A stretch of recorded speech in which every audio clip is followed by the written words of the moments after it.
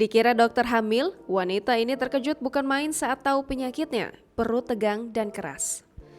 Hawa Zainal kaget bukan main saat dokter mengiranya tengah hamil, padahal diketahui dirinya belum menikah alias masih berstatus single.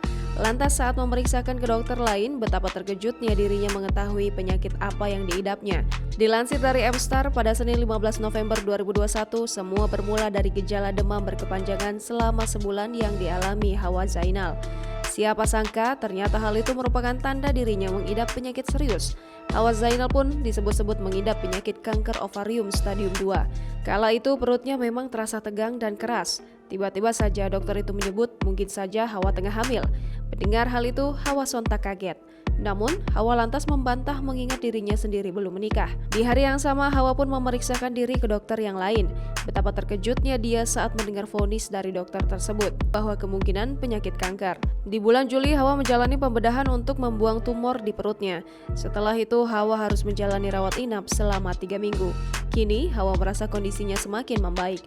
Kendati demikian, dia masih harus menjalani kemoterapi agar pulih sepenuhnya.